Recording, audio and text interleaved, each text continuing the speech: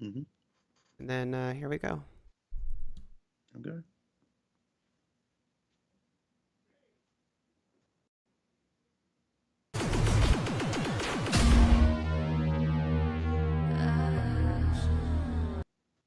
What's up, everybody, and welcome back to the show. Today, I have a special guest with me, Mugan Lord. I'm going to let him introduce himself. Thanks for allowing me to be on this podcast. Hey everyone, my name is Mugan Lord. I'm a gaming content creator. I started off as a Mugan content creator. That's why I have the name Mugan Lord. What is Mugan? Mugan is pretty much a software engine that allow you to create your own fighting games. It typically started off as a 2D shooter engine, but content creators end up using it for fighting games. So it allows you to create your own fighting games, your own dream matches. You can have Peter Griffin fight Homer Simpson, Sonic fight Mario or Ryu or Soul Bad Guy from Guilty Gear. You can do everything with it, and that's where I pretty much gained my name and everything and recognition here on the platform. I've been doing YouTube for about, I guess you would say, 15 years now. I've been around for quite some time, but I did take a little hiatus, and when I came back to YouTube, I pretty much shifted my channel to just all gaming, just gaming in general. And now we're in the current state of gaming. Now I just put a little bit of my opinions on the whole culture war aspect to gaming as well. I also own a comic book company. I have an LLC for it. It started about 2 years ago, but I launched my first comic book the second half of this year. The name of my comic book company is called Venus Orion Comics. I'm also a 3D hentai animator, so I've also create 3D hentai animation. Also have a big fan base as well with that. But overall, yeah, that's pretty much about it and who I am.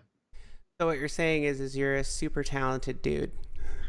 Yeah, I guess so. um, how do you like that MVC2 cab? Have you seen? Did you by any chance see the big blue one that I did? No, I've ever since I did the MV2 unboxing and I did the mods with the hapsticks and the sound buttons and everything. I kind of just like stepped away from the arcade one up scene for a bit because I don't Yeah. know the quality of these things. It kind of disappointed me Mm-hmm. after a while. I'm spending this money to like upgrade them, and especially with the MV2 C2 cabinet after I got the upgrades with the sticks, it's fun and all, but the online is just it's not that great. And then the speakers, they pop. Even when I turn the volume all the way down, you can still hear the speaker make noise. Yeah. And I'm like, these guys, they got to get themselves together. And then they made an announcement for another MV2 cabinet like not too long ago. And I'm like, what is this for? Yeah, the But, Kith one. but other than that, yeah. Yeah.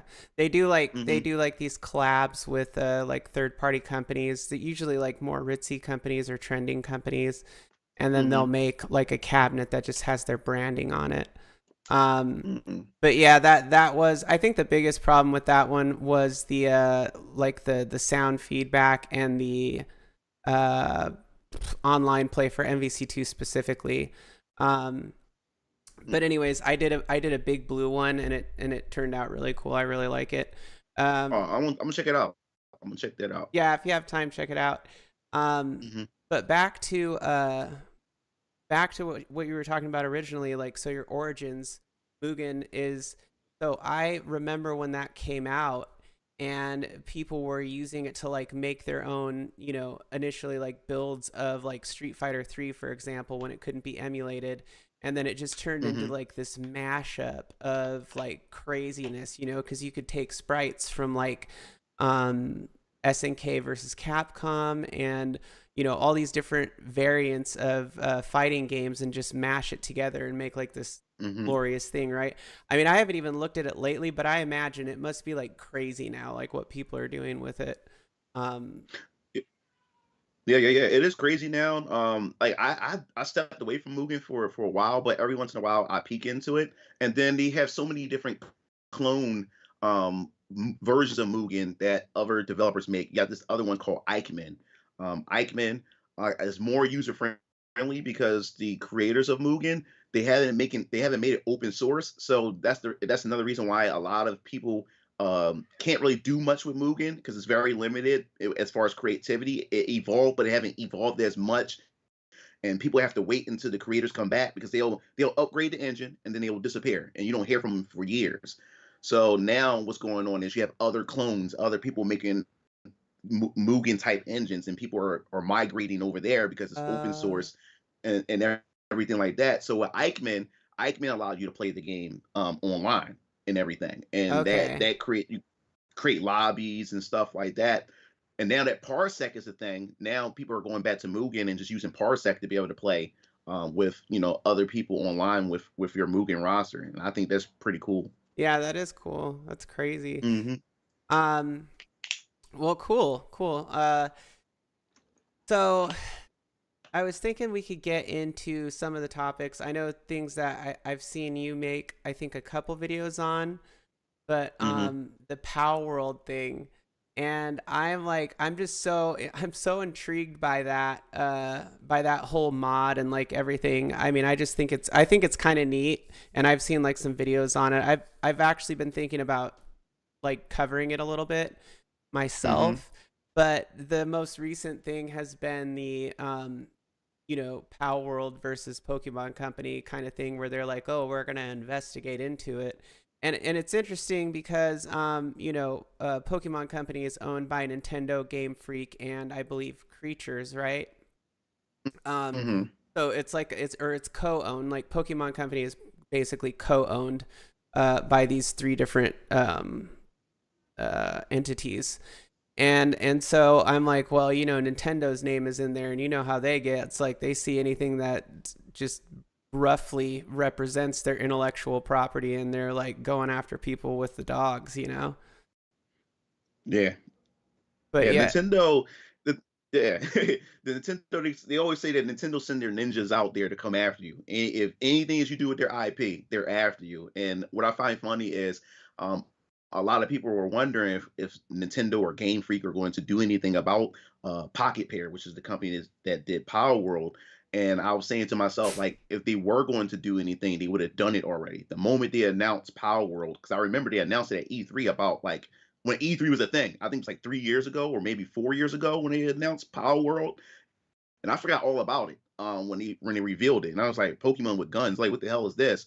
And we didn't hear anything after that. The developers went silent for a little bit. Every once in a while, they'll put like little sneak previews or anything like that. But that would have been the time for Nintendo to actually do something about it. Now that it's pretty much in early access, what can they do about it? Because somebody had made a Pokemon mod for it. We can have Ash Ketchum, Jesse, Team Rocket, and even have Pikachu that you can mod them on the piles. And Nintendo went after the modders. So it goes to show, like, yeah, they have the ability to go after somebody, but they only went after the modder. They could that mean they couldn't go after the actual Power World developers. right, So I don't think anything is going to come out of it. I think that was just like corporate speak saying that we'll look into it, but they know they can't. right. And hopefully, Hmm. hopefully not. It's like I don't even understand like why, like I don't get like why they're so aggressive about stuff like that, like Nintendo specifically. I mean, it's like they're next level when it comes to that. I mean, I don't know of any other big gaming companies that are quite as aggressive as they are when they feel like somebody's infringed on their copyright or whatever. uh Square Enix is like that RPG maker community back in a fighting game player. Like fighting games are second. RPGs are first for me. But when I was part of the RPG community, I remember there was a time where a team had got together and they wanted to make a sequel to Chrono Trigger. Mm, And when I say this RPG maker project was so legit, I mean it was legit. Like the combat system, they resprite it, like Chrono, Luca, and Frog, but this was going to be about a new character named Xavier, and from a different time period. And when they started developing it, it looked so good. Square came right in with the cease and desist. And what happened was they had to remove Chrono, all the elements of Chrono, even the characters and everything, and change it and made it a whole completely different game. And after that, no one was interested. People were only right. interested because like it was a sequel to Chrono Trigger in some way. And then there was another developer who wanted to pretty much do a fan project of Chrono Trigger by making it like 3D, and they wanted to make it like try to release it or something like that on the GameCube or the PC. And Square Enix came in and did the band hammer with that. And just recently, about like 2 years, maybe 3 years ago, they finally released that tech demo that they made of that 3D Trigger just for the fans to actually like see what it was, the potential behind it. So yeah, there's some companies. Sega also with Streets of Rage. They somebody had did a team had got together and did a Streets of Rage like remaster, and they added all these different characters to it, branching paths for the story and thing. And this was during the time I was in college. This was like during where Mugan was really becoming a big thing. And they when they released it for download, like the next day, Sega came in and said you have to remove the links. You have to remove them. So yeah, they can be like that. It can definitely be like that. Wow. Wow, I didn't even know about the Streets of Rage thing. That's kind of crazy. Hmm. But I feel Hmm. like Nintendo is like the most notorious as far as like being like known like throughout the media and stuff like that. Like they're very notorious for it. Because I mean, what was the other one? That guy that got arrested. What it? Yeah. um, there was there's been numerous occasions that I can think of, and I know like Pocket Monsters type stuff too that kind of Hmm. follows and traces the Pokemon thing. But anyways, yeah, so it's crazy. I mean, I think you have a pretty good assessment though, just as far as if they're gonna go after anybody, they'll probably go after the modders because that was like a mod Hmm. DLC type thing on top of it, right? No, Actual, it was a separate thing. It was somebody. It was like it wasn't. It had nothing to do with Power World. It was just somebody within the Power World community. right? They Just I mean, made a mod for it. yeah, Yeah, yeah, yeah. Like it wasn't from the company that yeah, made yeah, yeah. Pal World. Hmm. But Yeah. yeah, so Hmm. crazy. I don't know, crazy times. I was, and then I was looking at the gaming industry and just like what's been going on in there. And I know I think you kind of Hmm. talked about that a little bit on your one of your most recent shows, right? And Hmm. I was thinking like, with them removing all these people, and obviously, Microsoft, it was their physical media department that they lost. Like, how many was it? Like 1,600 or something like that. Yeah, 16 or 1900. Yeah, Yeah, it was right. around that number. Something Yeah. like that. And and I was already thinking like, physical media is dead. It's more of a novelty now, I feel like. And I say that as someone who likes to collect physical media, but as far as CDs go, it's like it's pretty much dead. Like the only when you get physical media, you have to put the disc in to play the game, even though you still have to download an update for it as soon as you put it in. Hmm. So really all you're getting is just something that signifies like I own this, in the real world. Hmm. And I was thinking like, I wonder if any of that has to do like with the gaming industry laying other departments off that have to do with like development and stuff like that. If any of that has to do with AI. Like I wonder how much the gaming industry is going to start using AI in development to like either accelerate or fix problems, on gaming Hmm. platforms. And you see these other companies, kind of. I feel like Microsoft is kind of like a huge company, obviously, and that other companies eventually are gonna kind of go that direction, if sooner than later, and things are gonna be pretty much all digital. But Yeah, yeah, yeah. sorry, I Oh, mean like sorry. my Go, main no, my go ahead. main thing I was going into was like the Uh-huh. AI. If you want to touch on both, but the AI thing. Yeah, yeah, yeah. AI. That's what I wanted to talk about because I have did a video actually talking about AI that's going to be utilized for game development because Square Enix had made an announcement. The CEO was talking about wanting to utilize AI for programming to pretty much answer hard problems within programming because that's the essential part of game development. Programming is like we have our controllers, we see everything on screen, but what's important is the things that's happening behind the screen, which is the coding and the math equations and the problem solving. And now they're saying that they want to utilize AI to be able to figure out those complicated problems behind the scenes, which will also make game development move a lot faster, and they'd be able to take their developers and artists to be able to focus on the things that really matter, which is the gameplay and stuff like that. And I'm okay with that. If a lot of the stress and pressure on the developers when it comes to the whole coding and everything, and allow them to focus on other aspects of game development, I'm all for it. And I think that we're going to see other developers move over to that is because, as I said in my other videos, that 2024, in my personal opinion, is the year of AI. We're going to start seeing a lot because even have Japanese developers or manga creators are using AI to pretty much translate now, because localization has been a big issue when we have these Western activists that's localizing our games, and then they're putting their own politics and everything into it, and Mm-hmm. fans are getting upset. Japanese developers are also seeing that this is becoming an issue, and they say that they're trying to do it to fight piracy, but they're using that as corporate speak. But what they're trying to do is try to cut the middleman out and be able to use AI. And they hire somebody who to watch over the AI to make sure the AI is translating this stuff.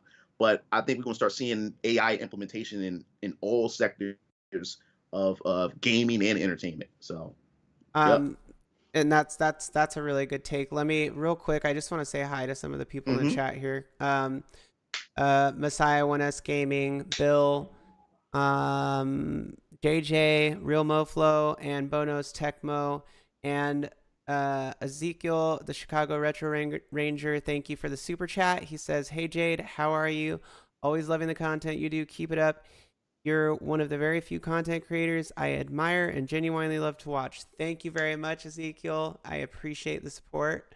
And we're doing good today. And Bonos Tecmo says the whole gaming industry is in trouble in terms of game development. All the layoffs will affect what games come out 4 to 5 years from now. Yeah, and I think that, and hello to Emperor of Throne, Thanos, and Damage Control. And I think that that could potentially be a problem if they weren't implementing AI. It's funny. It's kind of ironic. And hello, Chris Harris, and Saved by Zero.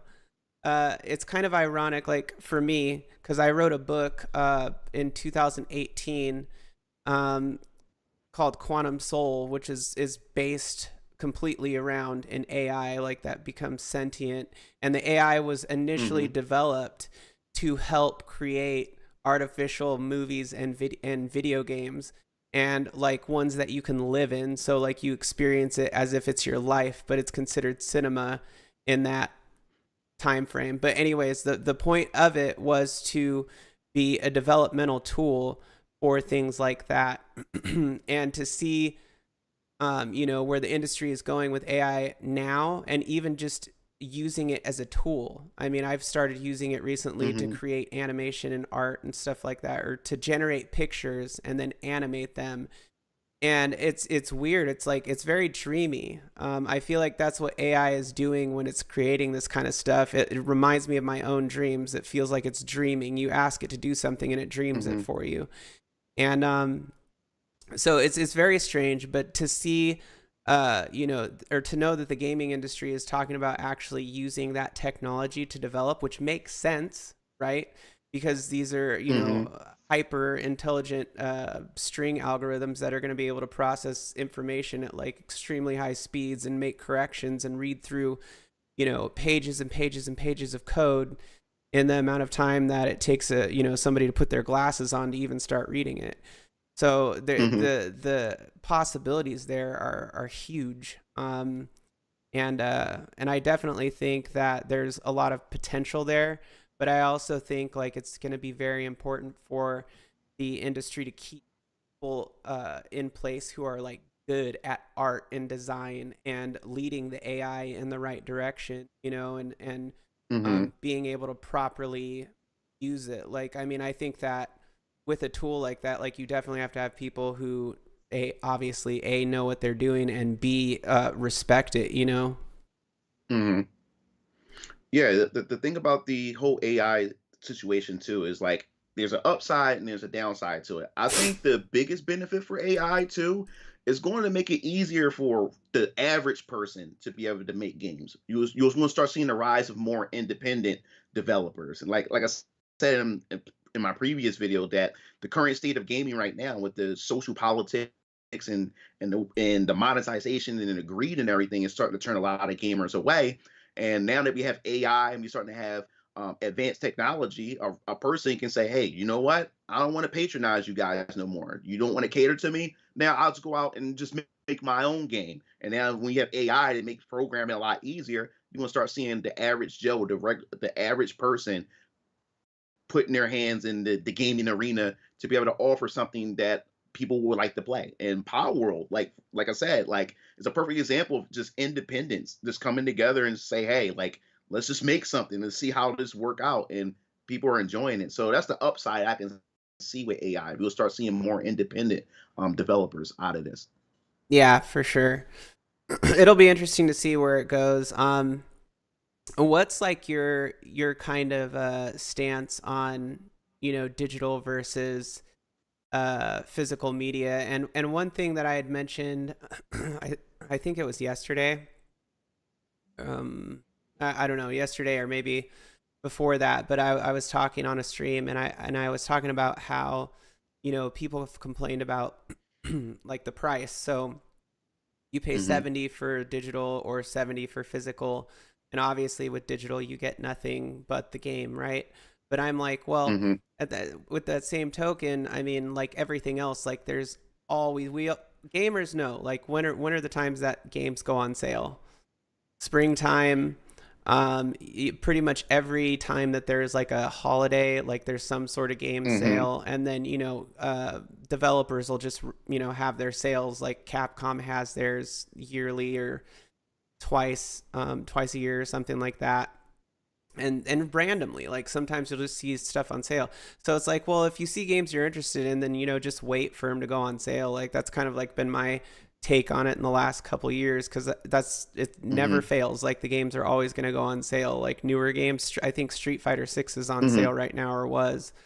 um but yeah, I mean, what's your take on the physical versus digital? Well, I'm old school. I love physical. Mm-hmm. I've grown up my whole life as a kid up until now. I love physical. I love to own. Everything I purchase. I love to own. I Yeah. think as far as digital is concerned, digital should always be an option. Like it should be an option. If I want to get digital, I'll get digital. But I think we shouldn't get rid of physical, because as we go into this all digital era, like we want to get to a point, and I covered it in my channel, where we had an Ubisoft executive said that, going into streaming and going into the subscription era, gamers going to have to get used to not owning their games. They're going to have to get used to it, and that's the thing. You're not going to own your games. They're going to have more control over what you allow to do with your games when it's digital.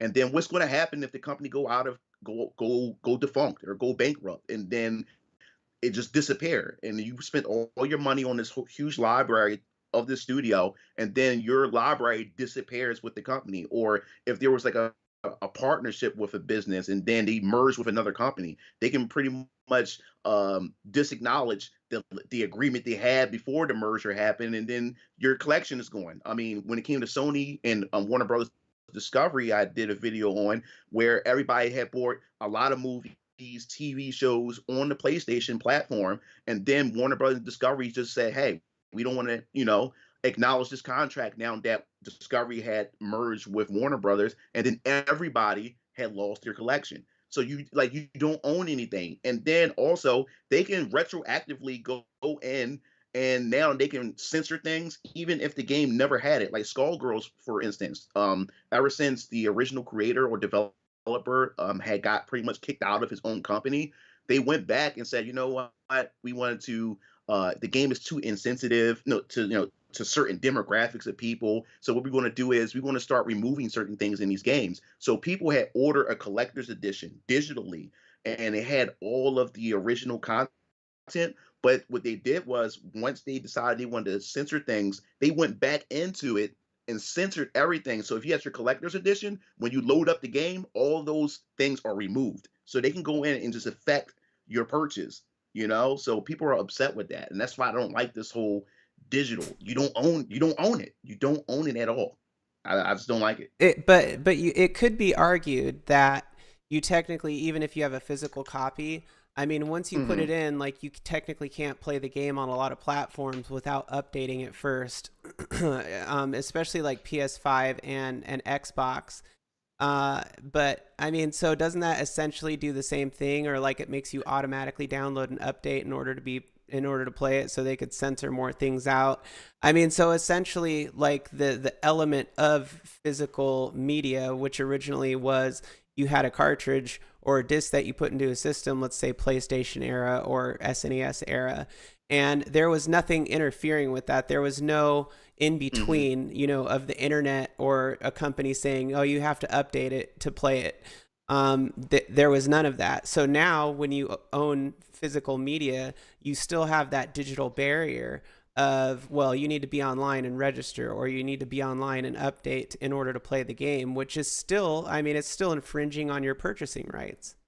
Yeah, yeah, yeah. Because it was I can't remember what game it was, but some games too where like one half of the game is on disc, but you once you pop the disc in the console, the console pretty much have to download the other half of the game onto your hard drive in order to actually play the game. That was the problem with limited run games. Mm-hmm.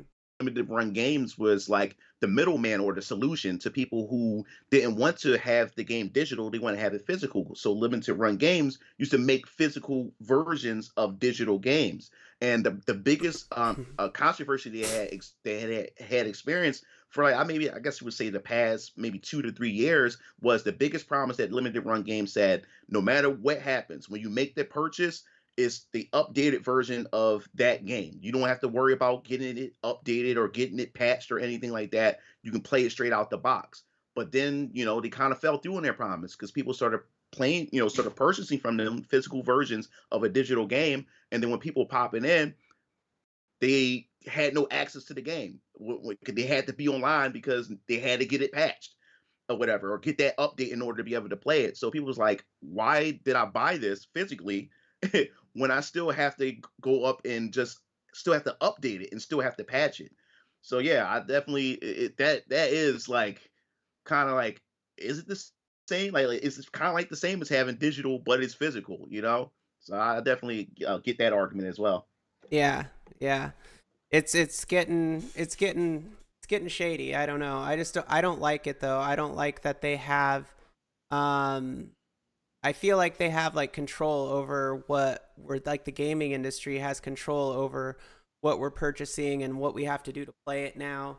And I also think it's lazy in part because it's like, games used to be developed and they would come out and if there was a revision to a cartridge game or something, like you wouldn't know about it unless it was dumped later on down the road, and oh, there was Hmm. actually an update to this game or whatever. But I mean, they were done. They were pretty much completely done. You know what I mean? Yeah. And now it's like, okay, well, we can just release it. There's some bugs, but people will be our beta testers and so on and so forth.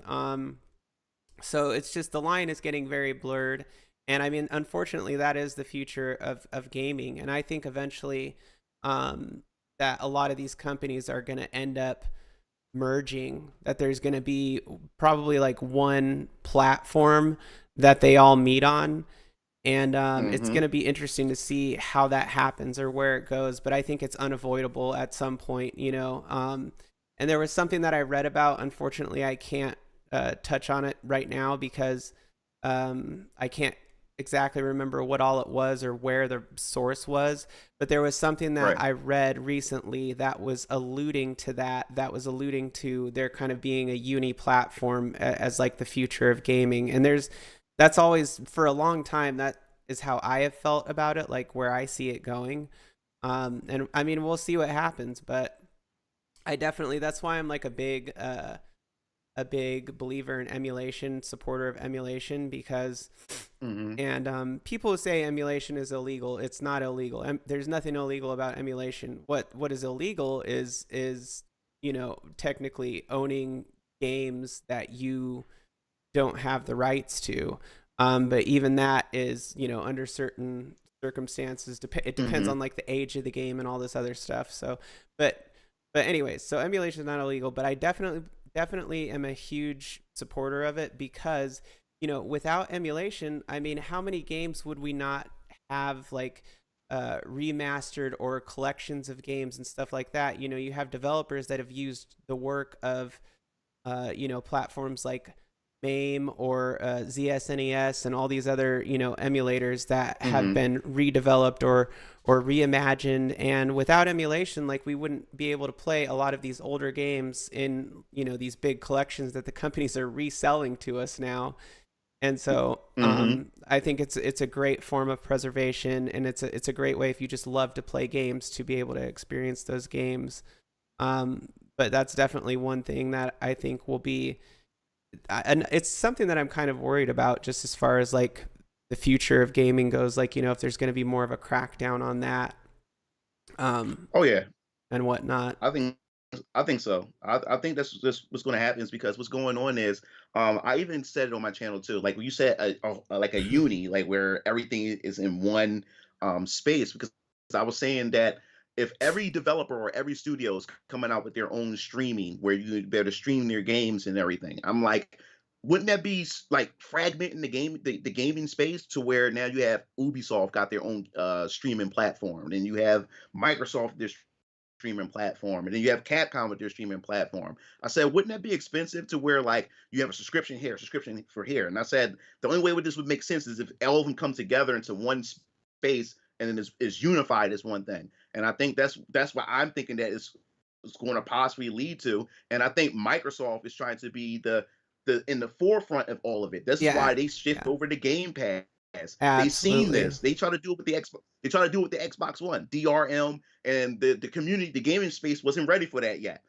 But this is now they're cranking down on it, and a lot of people are teasing or and mocking Xbox fans, saying the Game Pass is the death of Microsoft. But I'm like, Sony going to do this eventually too.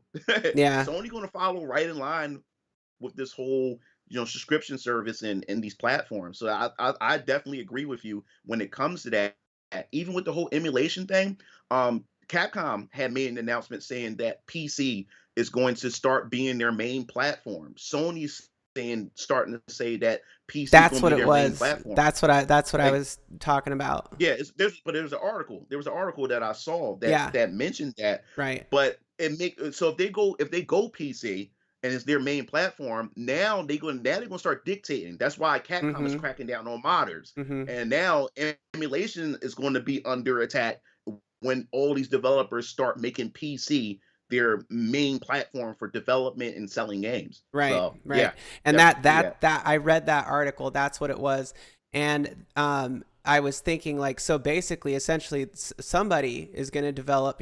Who's the biggest PC platform out there? Microsoft. Somebody's going to develop with these other companies some sort of a PC system down the road.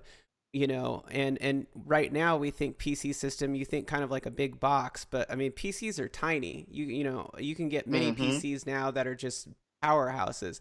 So a couple years from now, a decade from now, Microsoft develops some little tiny box that is just this ridiculous powerhouse, and all of these basically gaming developers are um, subscription services that are on this Microsoft platform now. You know what I mean? Like, Hmm. um, and you pay like an annual fee or whatever. But I mean that's like exactly where I see it going. Is basically one of these companies is going to develop the platform for it, and then the rest of them are all going to buy in, and it's going to become this subscription service based thing. And I mean, it's crazy, right? That's crazy to think about. Like Yeah. that's where gaming. It sounds broken. Yeah, it definitely does. That it just sounds sad because we already got a glimpse of it when you look at how Chinese and Korean studios handle their games, like with their gotcha games, like Genshin Impact. We have the other game that's coming out that I did a beta test for called First Descendant. These games has been around for a long time with the subscription service, and everybody's buying into it, and they can monetize you as much as they want and everything. And so you already got a glimpse of that. Cause now you just take it and you put it on gaming consoles, or you put it on a much massive scale. That's what it's going to be. Like they can monetize this however they want. They can be able to, like I said, censor, remove games at certain times and stuff. And that's a future that I'm not looking forward to at all. But it's inevitable. There's nothing to stop it. And there was a rumor that Microsoft is going to do a revision of the Xbox Series X, but that's going to be purely digital, all Right. digital. And that's going to pretty much be a Game Pass box. That's what's going to be a Game Pass box. Hmm. So they already starting to prep for it. They're prepping for it.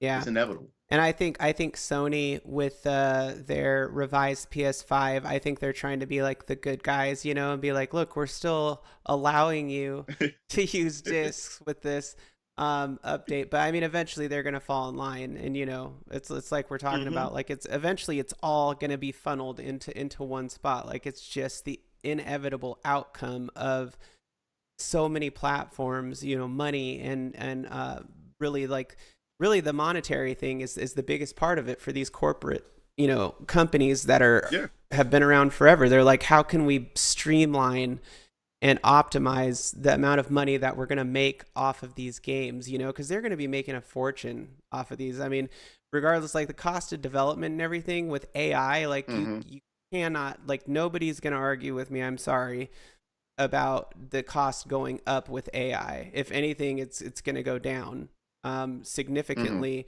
because now you have a tool that you're not paying to solve equations and fix problems for you and bug hunt. You know, so it's pretty crazy. Yeah, it definitely is. I think with this whole thing, with this whole streaming and digital, I had got invited to play Zenless Zone Zero. It was my first time actually playing one of those gotcha games, and the visuals, the graphics, the gameplay, everything was so fun. But the thing that really pulled me out of it after a while was like, I don't own this game. It's not my game. I don't own it. I have to log in, in order to play this. I can't play this offline. And and also on top of that, if the game was to one day shut down, all my progress, all that money that I spent on those gotcha mechanics just be for nothing. I wasted my money. I don't own it. So it kind of pulls me out of that experience. And also, I started learning with these gotcha games, as well as that they had this thing called battery charges, meaning that you can only play but for so long. And before you're not allowed to play it no more unless you start using real money to recharge to be able to continue to play. And that sounds scary if they was to take something like that and just implement that in streaming these games and these subscription service games in the future, where they monetize every aspect of it. They give you a Yeah, limit on how long you can play. yeah, I don't like that. yeah. It reminds me of Ready Player One. You know how that what's his name, Nolan? He's like wants to buy the Oasis. Have you seen that? Hmm. He No, wants. I haven't watched. I still haven't watched it. I still haven't seen Did Ready you Player did you One. read the Still haven't book? seen. Never read the book. I never Oh, even knew it was okay, a okay. book. Well, I mean the movie was made by, or was written by the guy who wrote the book, which is a cool thing about it. Hmm. But he refaced it a little bit. Anyways, but the bottom line is that it's a virtual reality simulation or whatever, and the guy who owns this other big corporate company wants to buy the Oasis, and then he wants to, like, he's like, look, we can fill out their visual fields with advertisements. He's like, it can be 70% advertisements. And that's like what I think of with like gaming corporations right now, is there's Hmm. like no savior in the gaming corporations. There's no guy who's like, this is just about gaming, like we just got to have, like, there's no one standing out there doing that. It's all about like just slowly like turning it into, squeezing it for as much money as they can. And I feel like what you were saying, like that relates perfectly. Like that's ultimately what they're going to do. There's going to be ad based Hmm. services. There's going to be ads up in your face, even on games that you purchase, and all other kinds of stuff. It's diabolical. Yeah, Diabolical. definitely diabolical. Because I also mentioned in one of my videos talking about Ubisoft. Um, it was around Black Friday. A lot of Ubisoft fans were playing the Assassin's Creed games, even the older Assassin's Creed games. And Mm-hmm. it was right before Black Friday, right in the middle of their games, an ad will pop up saying, "Hey, you can get Assassin's Creed Valhalla 30% off or something like that," in the middle of their gaming experience, just intruding on their gaming experience. Oh my And gosh. fans, yeah, and they try to say it was a bug. I doubt that. I doubt it Yeah. because Oh my god. Capcom had also done, especially with Street Fighter Five, before Street Fighter Six came out. Street Fighter Five, when they started introducing sponsorships and like Red Bull and everything like that for the Capcom Cup, we started getting ads. And if you play the free version of the game, you will get like these ad sponsor stickers placed on your character, so Mm-hmm. you can see the ad while you're fighting. I'm Yeah. like, what? It's I ridiculous. remember thinking the first time I saw that, I was like, I was thinking to myself, I'm like, did I not pay for this, or is this like, did I not like initiate this version of the game or something correctly? Like, why is there an ad in here? I remember thinking that, and I was like, oh my god, this is how the game is, and I was so pissed. Midlife Arcade says, isn't it two separate topics? Titles that require you to log in seem like a studio issue. The erasure of physical media is a distributor decision. I think I don't. I think I mean yes. Like some studios do that. Like Ubisoft is notorious for that, right? Like as of late, like you have to log into your Ubisoft account in order to even get into the game. Hmm. So you couldn't play it offline. But I think for a lot of system not system updates, excuse me. Well, technically, yeah, system updates, but system updates and like day one updates that you have to be. I mean, you have to be online to be able to play the games, and some games won't let you play it unless you do the update. And I Hmm. think that that's a platform decision because they're basically saying like the game has to be updated in order for you to run it. For whatever the stipulation is that's causing that. But anyways, I mean, I think it's just getting it's just getting like more and more that way. Um, Yeah. for lack of a better way of saying that. So, but it's crazy. That's a crazy topic. I did want to ask you about Venus Orion Comics because I see that you're promoting that and I think it's really cool. Like I'm an artist too. I'm not like I don't think I'm as good as you at all. But I love drawing and I love creating art and I like being very artistic in my like with my video stuff and content. But yeah, I actually love drawing and so I saw that and I'm like, oh, this is really cool. So I was curious to hear about that. Oh, thanks. All right, I want to make this clear. I'm not an artist. I hire an artist. Me and Jessica, I met her on Fiverr, and then we just took our business relationship off of Fiverr. And she's Chinese from the Philippines, and we've been working together for what 3 years now. I'm a writer. Hmm. I crafted my world. I create concepts, and I just give her my concepts, and she draws it and brings it to life. But I've been writing stories for ever since I was a kid.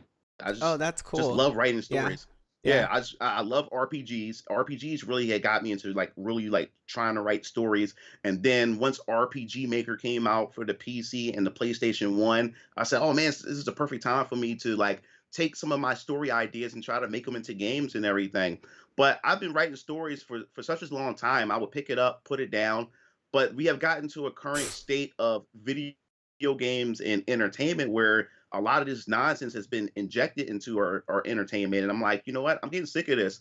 I'd rather just go do what I used to do, write stories. And how about I just tip my hat into the arena and put something out there that maybe others may enjoy? I just want to create fun stories and everything. And Venus Orion Comics was something that I had always had in the back of my mind because first it was Venus Orion Games. Because when I grew up as a kid, I wanted to be a game developer and I was always into video games, so it was always Venus Orion games. But then what happened was, I was like, getting into the gaming space is going to cost a lot of money. Trying to get into animation, that's going to cost a lot of money to start an animation studio. So I said, what would be the easier way to be able to get my stories out there, my characters, and my worlds to get people familiar with it? I was like, let me just start a comic book company first and start from there, and reinvest into my business, and then from doing a comic book company, then go into game development, and eventually just go into animations and start doing animation stuff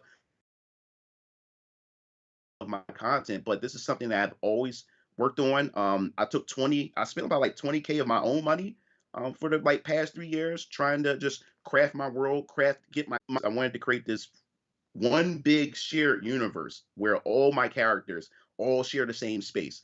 Like, if you want to get into this comic right here, you can get into that. And some things will be mentioned in this. And then if you want to read this story with these group of characters, you'll be able to say, oh man, this was mentioned here in this comic. Oh, that's interesting. So these characters are in the same area. Mm-hmm, So mm-hmm. I'm trying to build my own type of Marvel or my own type of DC type of universe, and everybody be able to pick the flavor that they want and stories that they want to follow. And yeah, I already built a phase. I already have my phase one done of my Venus Orion Comics Universe Bible. So I'll be doing a launch, because since I'm paying for this out my pocket, I'm paying, like I said, I pay like 20K for everything. But all this is coming out my pocket. So when I do my campaign, it's going to be pretty much pre-ordered. You'll be able to pre-order my book, my first book that's coming out, which you'll get more details later down. As I get closer, I'll start letting everybody know when all this is going to happen. But yes, it's going to be physical. And as I said before, you're buying into the universe, and I just can't wait to be able to share what I have. I can't wait, man. I always dreamed of this. It's kind of scary because like my stuff is going to be out there in the public space, and people's going to judge it and everything. So I have to be prepared for that as well. But it's fun to be able to Yeah, just yeah, that's create. awesome. That's awesome. Hmm. Yeah, I mean, that whole element of being judged and everything is always scary. But there's always going to be people who don't like. I mean, there's people who don't like Academy Award winning movies. There's people who don't like Academy Award winning directors. There's just there's always going to be people who oppose something that other people really enjoy. So I think as long as you're excited about it Hmm. and you're happy to be able to do that, I think it's awesome. I mean, obviously you've invested a lot of money and time and heart into it, and I think that's the most important thing. I mean, I just think it's great that you have done that and are just doing something that you really believe in. Like that's what's really awesome. So that's awesome. I'm excited to see that and to Yeah, I also my arcade stick. I had got my artwork for my characters oh, onto a cool. custom arcade stick. Yeah, yeah. The funny thing about it was I went to a company to be able. They pretty much take your art and put it on like a plate and everything. Uh-huh. And I submitted the art, and what happened was the company emailed me back, and they said, "Sorry, we can't make this into a plate because the company Venus Orion Comics owned the copyright to this," and they didn't know that I was the owner of Oh, Venus Orion Comics. So it made me happy at the same time. I said, "Oh wow, like they protected it," yeah. and I had to send them proof. I said, "No, I'm the owner of Venus Orion Comics. Here's my all my information." Said, "Oh yeah, oh we got you. We didn't know that you was the owner. Matter of fact, we got some deals if you want to have some deals and everything like that." But yeah, like I'm very passionate about it. My artist also said that, man, you're really in for this in the long haul, because she thought, hey, I'm in it just to make money. I said, no, I'm in this for the long haul. I want people to like love what I do, love these characters and everything. So I'm not even really expecting to make a lot of money coming out the gate. I just want my company to be recognized, these characters to be recognized. So this is something I'm looking forward to. Yeah, that's awesome. Very, very cool. You and I actually share a lot of the same kind of like passions. Like I mean, just I think for like creativity and writing. I mean, like I was saying, I wrote actually like a trilogy of books myself, and I Hmm. had one of them published. The other two I was waiting on because I wanted to go back and do a revision for the first book. But I mean, Hmm. I love that kind of stuff. I love sharing my creativity and creating these worlds. I mean, like writing to me is like it's just like once you get into the flow of actually writing, it's like you Hmm. feel like you're there. Like you feel like you're almost experiencing this thing when you're creating it, which like puts even more of your heart into it, I guess, because you feel like because the world becomes a part of you, or vice versa. Mm-hmm. But it's just a Yeah. really neat experience. Writing is a really neat experience. So that's really cool to hear you talk about it like that. Mm-hmm. Um, so as far as your YouTube channel goes, what are you just gonna stay on track doing like gaming stuff and covering a lot of the hot topics? Because you talk some of the things you've talked about, in the last couple months, like have been considered like controversial, like Mm-hmm. um, ultra vulture type stuff, and Mm-hmm. the wokies, complaining about whatever it is that they're complaining about at the time, Mm-hmm. it's too much belly button showing or whatever. I don't Mm-hmm. know. But I mean, so what are your plans for that for the time being? That that's a good question. I'm glad you asked that. See, what happened was like when I shifted gears to my channel from Mugen to just covering gaming stuff, it was just me, just daily news on what's being released, what's coming out, and everything. And I've been, like I said, I have really gotten into fighting games. So my channel, even though it's about video games in general, a variety of video games, I was just focusing on a lot of fighting games. And then after I graduated from college and I started being able to spend more time to play RPGs once again, then I started covering more RPGs and fighting games. Now, this is the thing. As far as the culture war stuff, that wasn't really the plan. It was only supposed to be one video, and that video was how Western studios depict women in video games, how they make them look extra ugly. But when you look at these Japanese studios, they feminine, they're beauty, but they're still badasses. And I remember when the West used to do that with their female characters. It Right. wasn't until Gamergate started. Anita Sarkeesian came in around 2014, where American and Western studios started to shift gears. So I made a video about it.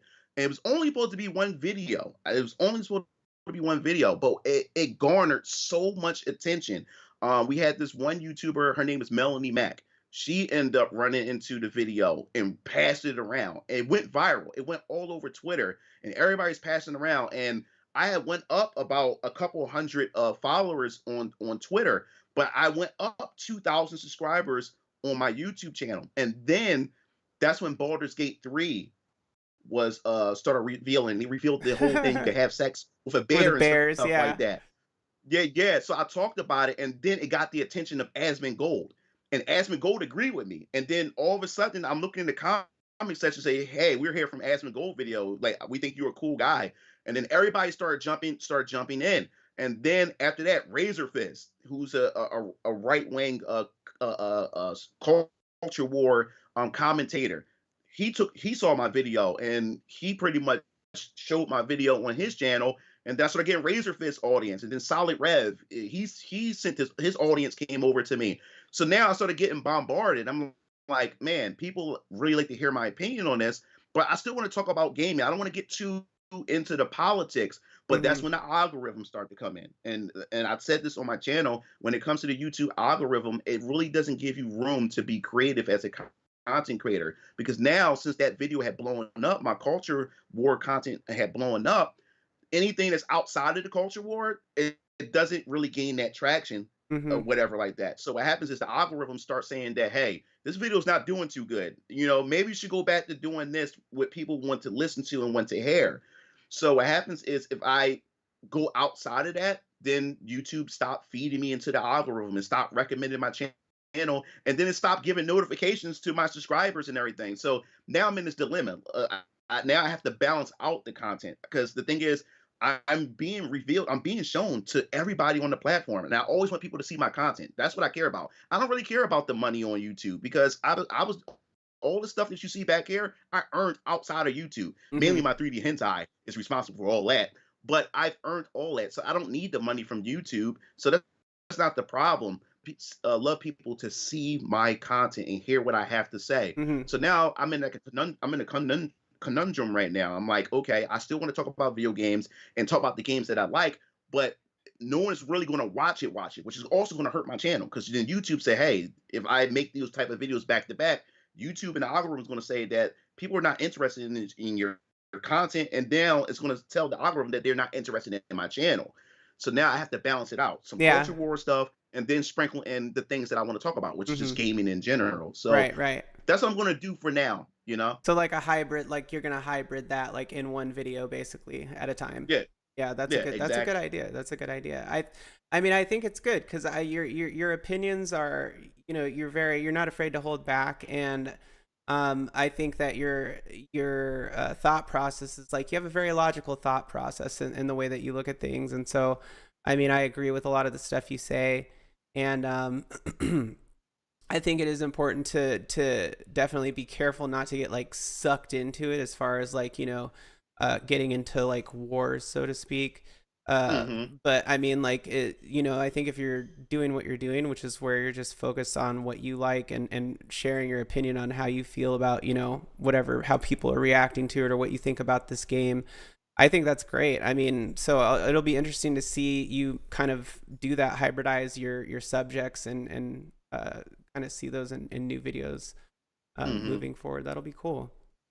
I've been kind of Yep. like considering some of that myself, and I was thinking, and you were talking about the algorithm. I was thinking like, do I create a new channel to do that, or do I stick with this channel and kind of like rebrand, you know, and just like change directions with my subject?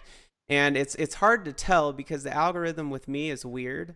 Like Hmm. usually I get my average is like, you know, 2,000 to anywhere up to like 8,000 views per video or whatever.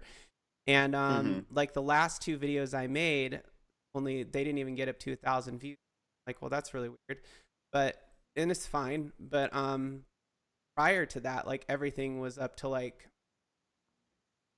at a minimum. Hmm. And so I was kind of looking at my videos and thinking like, well, what is it that the algorithm is really like catching on to right now that it likes that I'm doing?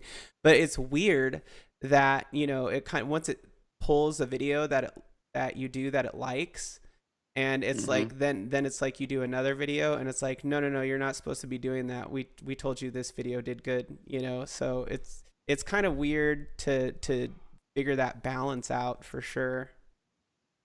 Yeah, yeah, because people were in my community tab was saying the same thing, saying like, how about make another channel? Now the thing about making another channel, I just don't want to start over again. I know. Like I already have all I have a bunch of different channels. I have a red pill channel where I talk about a lot of things with men issues and relationships and stuff like that. I hardly ever use it or whatever because it's too much to manage. Mhm. Mhm. Then my brothers and I together we have a channel called Game Fiends, which we're definitely going to go back to that or whatever. Where me it's just the three of us. We just give our opinions on games in general. But the fact of just starting over is just a pain. So I was just saying like, you know what? No, I'm gonna just stick to the channel that I have, and I just have to just strategically, just put out the content that I want to put out. Because that's the thing, the algorithm is really finicky, and if you go to your creator studio and your manager, it will let you know on the video, and it would give you like a little comment saying that this video is not doing too well. Is probably the topic. No one is not clicking on your video enough is because they're not really engaging with this topic. How about you go back to what you was doing in the previous video? And that's how you start. That's how I started learning. I said, okay, this is what the algorithm is telling me. But at the same time, I'm like, but that's put me in the box. That's telling me that I can only do one thing and constantly do that. But I refuse to. So just do. My advice to you is just do variety. Just still do your variety, but just sprinkle it in there. You just feed the algorithm what the algorithm wants you to feed it, and then every once in a while or occasionally just throw in the things that you want to do. And I think that's the best way to balance it out. Yeah. Yeah. I mean, it's probably good advice. Or it is good advice. But yeah, I've definitely got to get going on some stuff here. I think I had Hmm. stuff scheduled out like throughout December into I think the first week of January, and I was just kind of like, okay, that's that, and then I Hmm. could kind of like, you know, just do short what's it called, like short form stuff just to kind of like keep it going. Hmm. But I have school, and then that obviously keeps me really busy. Plus, I'm working on this AI story project right now, which is basically um, speaking of my books, it's taking my books and turning it into a graphic audio novel using AI for that. And so, Awesome. but I have to like actually So I generate the pictures, right? And then I have to Mm-hmm. animate each one, and then I have to like take all the animated pictures and put them into an editor and like actually like cut the video up so that it looks, like something. Not just a Mm-hmm. bunch of pictures thrown together, animations thrown together, but anyways, so Right. yeah, so I'm working, I've got like a couple projects, like I'm a busy bee, you know how it goes. And Yeah, yeah, definitely. and so I've got to manage that. But yeah, I was really thinking about that. I was really trying to decide whether I want to like kind of rebrand my channel or not. And that's the thing that I'm kind of like, I don't know what I want to do. I already have the other channel created. I haven't put anything on it yet. Mm-hmm. So we'll see. I'll have to keep thinking it over. I'm taking my time on it. Yeah, yeah, But do that. At the end of the day, it's supposed to be fun for you. Content creation is supposed to be fun for you. I started looking at other content creators, and I started seeing like videos of content creators going through depression and they burning out. It's because they become slaves to the algorithm, and mhm, then it no longer become fun. And YouTube ends up becoming a job, and you don't want YouTube to become a job. So, like I said before, variety content will slow your growth. You'll move slow when you do variety. Channels that happens to see is when it focuses on one thing. But the problem with focusing on one thing, sometimes your tastes change and you get bored of it, you get tired of it, and you don't want to do it no more. And you want to try other things. And if your whole platform was just built on that one thing, you're gonna experience a collapse when you decide to switch to something else, is because that audience came for that one specific thing. right. So if you start getting your audience used to you trying something different, you sprinkle it in there, and then people's tastes start to go with it, because after a while they just want to hear what you have to say. It's no longer about the content. People love you as a person. They love what you have to say, period. Yeah. So that's how people are able to make that transition, because now they don't care what you do, because they just want to hear what you have to say Right, you know right. Yeah. Yeah, it's definitely, and building that baseline too is like another big challenge because, I mean, even you look at channel like big channels, like really big channels. When I say really big channels, I mean anything that's like over 100,000 basically is where it starts to get big, right? And hmm then like millions of right. followers or whatever, subs. But if you even look at some of the big channels that have like over 100,000 subscribers and you look at the videos that they're doing, I mean, some of them only get like 2,000 views, but then they'll have another one that would release like a day later and it gets 66,000 views or something like that. And hmm and so I mean, there is definitely that aspect to it. And there is definitely also mixed with the algorithm aspect of, how much it's going to push your video out there. And it's really crazy when you look hmm at channels that have over 100,000 subscribers and then their video only has 2,000 views, and it's like, so the I mean, the algorithm does have a really big effect on who sees your content. And I mean, it's crazy that it does that, but it is, it's the way it is. Yeah, I miss the old YouTube. I really do. I Right. miss the old YouTube. This all algorithm, I can't stand it. all the old platforms, Instagram, Instagram via Instagram 2015, if you had good content, like it would just get out there. And same thing with TikTok. Ever since the US bought TikTok, now it's become this, it's just totally like monetized garbage platform, and it's really hard to get your content out there. And YouTube is definitely, YouTube is more saturated now, but I would say Oh yeah. out of all the platforms, if you have like some, if your content has creativity and like you're able to speak well enough, like you'll get traction on YouTube. It's probably the best out of all the platforms right now as far as like reach and being able to get yourself out there, or your content out there, I should say. Um, hmm but yeah, it's crazy how much, because I think during COVID, like all the social media platforms got way more saturated, and then obviously like they changed the algorithms a lot during that time as well. But that had a huge effect on the way that social media works in general. hmm it just like you something has to change, man, because this is I used to get discouraged when I was used to do my content. Sometimes because I want to do some more video series, like retrospectives on some of my favorite games of the past, like in like the early, like in the '90s, early 2000s and stuff. Yeah. But I know that when I make this video, it's not going to gain the same traction that my culture war stuff is doing. And it's going, me making this and being creative with it, this is going to hurt my channel. But I'm willing to take that risk. That's why I got a couple of series, retrospective series coming out that I'm going to put out. And I know it's going to hurt my channel real bad, but I really want to do it, you know? Yeah. And that's why I hate this algorithm, because it's really trying to tell you, like, no, you should stick with this. Don't do this. But Yeah. I want to do it. So Well, I'm going to definitely put those out. I think if you're consistent too, because I mean, you always have those subscribers who, if you do something like that, like they may come to your channel for like that part. They may not be as interested in Hmm. culture wars, you know. So I mean, your subscribers base can be like very mixed, so to speak. But you know, if you Hmm. did like a culture war video on like Tuesday or Wednesday, and then you release like your gaming video on Sunday, you know what I mean? And that's like your consistent Hmm. thing, then the algorithm like can't fight that if people are, you know, subscribing and watching those No, videos. and you're right. You're correct. You're correct, because my ever since I the culture war video had got popular, my mission was at this point was to make, okay, every Monday is going to be a culture war video.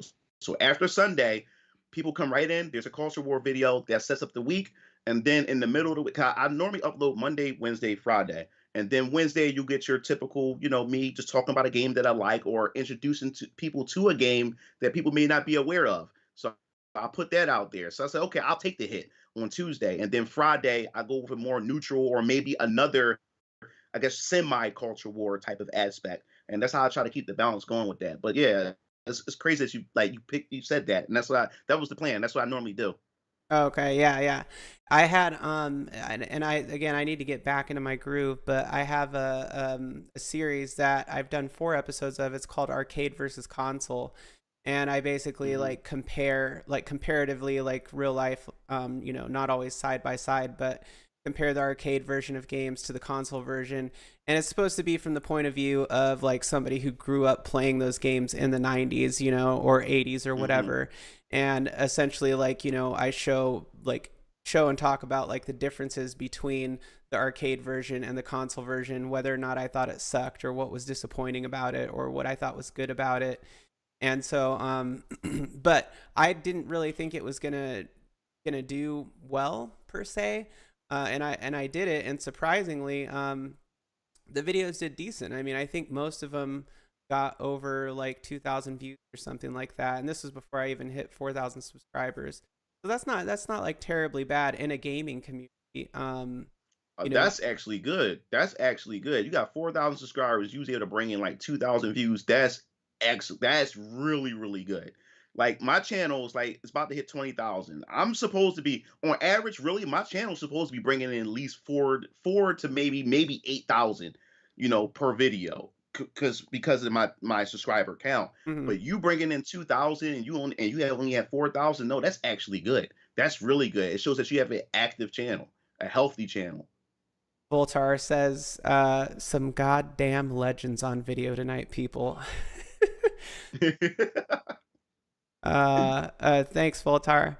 Um, but yeah, so I mean, I want to keep doing that, and I kind of want to be a little bit more consistent. I think one of the hard things for me is just balancing everything, again, like I was saying earlier, balancing everything I do. But if I can just get like content made ahead of time, then I can just schedule it to release, and that gives me like a buffer between, you know, creating more stuff. And that's really what I have to get good at. No, that's key, because the videos that you see most of the time are already pre-recorded. No, I normally record like 3 videos in one session or whatever. That's why people would see me with the same outfit on and everything, because most of my stuff is pre-recorded, because I need that buffer, because I need that space, because I do other things. I still have to cater to my 3D hentai community. I'm working on my comic book universe and everything. And of course, I'm a full-time single father raising a daughter, so I have to cater to her needs as well. So I Yeah, try to give myself that buffer. Try to get 3 videos, record them in one session, or at least try to do and your 2 videos in hair. one session. You got to take care of that Oh yeah, beautiful yeah, and hair. my hair. Yeah, yeah, yeah, yeah. That definitely my hair. Definitely my hair. So definitely that. So that's the thing. Like you do need that buffer. Like everything you're saying, you're on the right track. You're on the right track when it comes to content creation. You do need that buffer. So this today when I woke up, I already recorded 3 different videos. So they're all gotta do, I edited one today, which is scheduled to upload tomorrow, which is a culture war focus type video, and then my other two videos I'll be editing tomorrow. So I pretty much got my week videos done. So now I have room to be able to do some gaming or Mm-hmm. whatever else I Mm-hmm. want to do. So Yeah. yeah. Yeah, I think I'm gonna go hard. Probably like the month of February, and try and hit like a lot of content in there, and hopefully be able to schedule things out for the next couple weeks at the very least. And Voltar says you have to pre-record this stuff. There's no way you can get this stuff out and do it all in real time. Yeah, no. Being a content creator is honestly too hard for me. Way I can't see what that says, but way much. Y'all are much better at it than 90% of people. Well, that's very nice of you to say, Mr. Voltar. And he says, I envy those numbers. Are you serious right now? Didn't you just hit 100,000 subscribers, by the way? If you did, congratulations. He's like right there. He's like, Congrats. we're talking about like the Einstein of welding over here. I mean, he's Voltar. And he's got a good sense of humor, so that's good too. But yeah, I Mhm. mean, it takes a lot of patience, and it takes a lot of once you start realizing like I like doing this, my stuff is getting recognized or whatever. You do have to like start. That's where I'm at. Is like I'm trying to figure out how I'm gonna do it, and that's what I need to do is just manage my time well enough that I can get everything done in a big chunk, and then push it out, schedule it, and then that gives you a buffer to get other things done and then make more content. So Yeah. um Yeah. Time management. yeah, time management, major time management.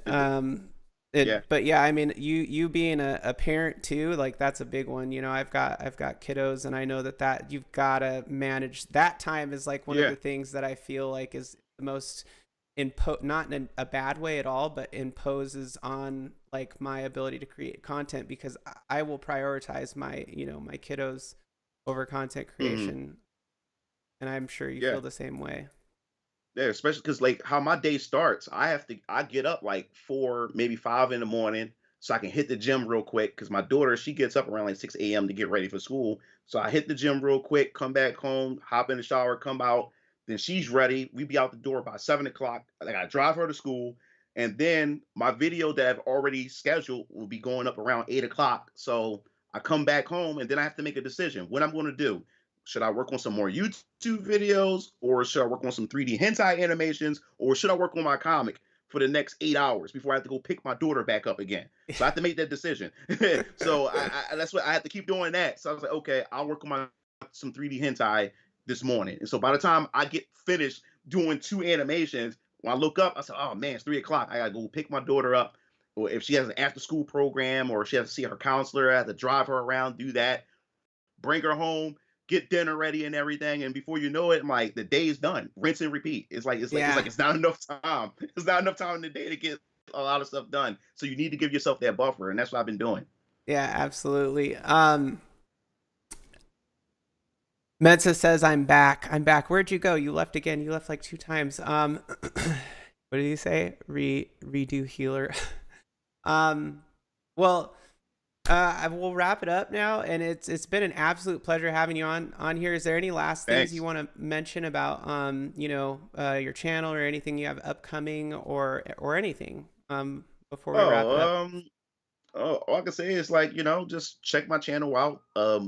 YouTube.com slash Mugan Lord. Come check it out. Got a ton of videos that you can pretty much check out. I still got some Mugan content there. If you're curious about Mugan, got Mugan tutorials. So if you ever want to build your own Mugan roster, create your own fighting game or whatever, all those old tutorials are still applied today. People are still commenting and subscribing based on those old tutorials from 13 or 14 years ago when you had 480p quality and everything like that. And also just stay tuned for my announcement for my comic book series from Venus Orion Comics and what the first book is going to actually be to start this entire universe. So that's pretty much about it. Well, you heard it from him, chat, and I just again thank you so much for coming on. Like, I love your channel. I love listening to you, and Thanks. extremely creative, and it's always good to work with other people, you know, in the gaming space just in general. So Voltar, by the way, I really want to get you on here one day. So you know, hit me up, DM me, so we can talk soldering and other crazy stuff. And obviously, I would love to have you back on, Mugan Lord, Oh, when oh, you have definitely, time again. anytime. So we'll see. Maybe when you've had like some progress, and we can talk about some more stuff about your series and stuff like that. Um, Mm-hmm. and chat, thank you for supporting and hanging out. And I appreciate that. Words of paradise. I appreciate that. And you all have a good rest of your Sunday and stay safe out there. And until next time, we will see